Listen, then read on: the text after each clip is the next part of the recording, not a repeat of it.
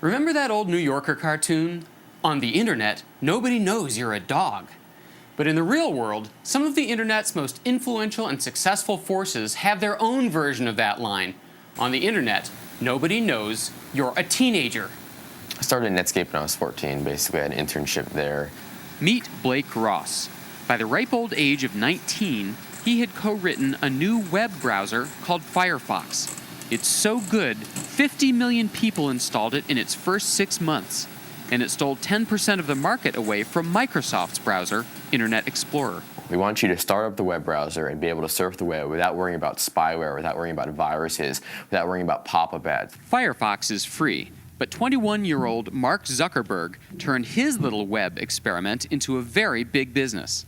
It's called thefacebook.com, and it's like no college directory you've ever seen. For example, you can take a person and look them up, and you can get a picture of how they'd like to portray themselves in addition to, say, the courses that they're taking, sports teams, clubs that they're a part of, and who their friends are at the school. But I think that there's a lot of times where people will just go out, meet someone, say, okay, I don't know that much about this person, and they'll go back to their room and do what people call Facebook them, which is go on the Facebook and look them up just to kind of see the snapshot of what they have. In less than 1 year, thefacebook.com has become an addictive part of everyday college life. We've gone from having around 150,000 people in the fall to right around 3 million now. So it's pretty cool. But not as cool as this, $13 million of investment capital. we get a lot of feedback saying like how much people love the site. I get a couple of marriage proposals each day. 32. Robin Liss is a junior at Tufts University. She runs camcorderinfo.com, the internet's #1 source of camcorder information and reviews. She posted her first article online when she was 10. I was playing around with my mom's huge Panasonic VHS camcorder making claymation videos. I wrote an article on how to make a video for under $100, and like 70 people read it, and I was like, whoa, this is the coolest thing ever. Her audience is slightly bigger today. Camcorderinfo.com is the largest camcorder review publication in the United States, online or off. We reach about 300,000 people every single month. Finally, meet Wayne Chang. He's the creator of i2Hub, a super high-speed communications network that lets college students across the country collaborate and share computer files. In March, over 8 million hours were spent on i2Hub by students across the nation. About 1,800 schools have requested to join the network. 4 internet pioneers, each of whom began changing the face of online business and culture when most teenagers were just happy to get their driver's licenses. How did they do it? Rule number 1, get an early start. At the age of 7, I got my first computer. When i2Hub's Wayne Chang immigrated from Taiwan, he could barely speak English. And the fact that I had a language limitation at the time prohibited me from basically making friends easily. So that means I had a lot of time on the computer. And at the age of 11, I got my first job with a corporation in California. I got my first computer when I was, I guess, around 6th grade. And within weeks of getting it, I was like, all right, I want to learn how to program. This is pretty sweet. Rule number 2, exploit the anonymity of the internet. Between email and the phone and a website, no one has to know how old I am. And what it allowed me to do, I think, is develop credibility based on our product alone. I think the internet is really the great equalizer. It really levels the playing field. And it doesn't matter if it came from a 50-year-old experienced software developer in Redmond or it came from a 19-year-old kid in California. If it's good software, people will use it. So there's nothing stopping people. Dustin just launched 100 schools a couple of days ago, so he's passed out. But Rule number 3, get good help. dude, what's up? Dude, you're on TV. For the Facebook's Mark Zuckerberg, that would be his Harvard roommate, Dustin. So he kind of took it on himself to learn programming, and so he went home for the weekend, came back, and was like, all right, I'm ready to go.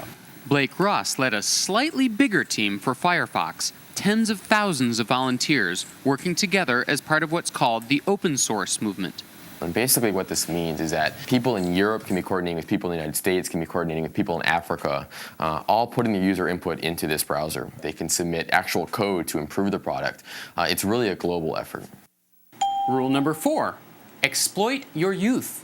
The way that I can be unique is by kind of just being creative and kind of reveling in being young and just being a little crazy. So, for example, there's this feature called poking where you just go to someone's profile and you could poke the person. And like, what does that do? Nothing. It sends them a message. It's like, you've been poked. You know, like, who cares? You know, I mean, it's like, I thought about it when I was drunk or something, you know, and like, people really like poking each other for some reason that, you know, I don't think anyone can really explain. And finally, rule number 5. Be willing to make some sacrifices. How much time do you actually get to spend in this bed? I get something like 5 or 6 hours a night. I generally try to have breakfast and then go to sleep and wake up around noon. If you give up social life for the time to work, and then you go to bed at 2, and you wake up 4 hours later to go back to school. I mean, I think the thing I'd sacrifice more than anything else is sleep. I didn't sleep much either, and my girlfriend is no longer my girlfriend. But, So what drives these young geniuses to sacrifice so much? Sometimes it's money. Now, I read in an interview where you have a goal to become a millionaire by 26. How's that going? It's going actually pretty well. The actual goal is 24. I missed class. Did he get... Sometimes it's the chance to learn while the consequences are still small. Yeah, you can write on whatever you want. Do you have the assignment? There's no assignment. I'm not an expert at anything. I mean, I'm only 20, so I think what it's allowed me to do is really kind of take a educational approach to the whole thing and grow. And sometimes it's the chance to change the world. I'm not making a dime off Firefox, but it's enough for me to get an email from a grandfather in Mississippi telling me that he can finally get on the web and communicate, with his grandchildren. In the short term, 3 of these 4 whiz kids have taken leaves of absence from college to fast-track their projects. But where will they be in the long term? Mark Zuckerberg will probably be right where he is now. the bigger it gets, the more people we get to interact with, and that's really cool too. Wayne Chang's I2 Hub project has grown so big that it's created a problem. Students are using his high-speed network to swap movies and music. The recording industry is worried, so is the motion pictures industry. They've sued about 405 students.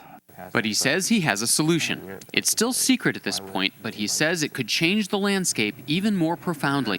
What we'll do, it'll solve the problem of lawsuits. Basically, the entertainment industry as a whole will be very happy, and so will the students. So this is our office. Robin Liss has launched a second website called digitalcamerainfo.com, and she plans to launch similar sites for printers and cell phones. But for her, all of this is still just a rite of passage. I hope to move into the political or public policy sphere where I can help improve people's lives through government. And what about Blake Ross, the father of Firefox? I think I've got a couple more years in me in the computer industry. I've actually had these kind of secret ambitions that I want to write either films or novels. So I think life's too short to do anything for too long. That may be a sound philosophy. After all, no matter how young you are now, there's always somebody younger. The next generation is these kids that have grown up on the internet, that are turning in their homework via email in first grade. I'm actually frightened to see what they come up with. I really think age is just an illusion. I think that with the internet, people can do absolutely anything they want.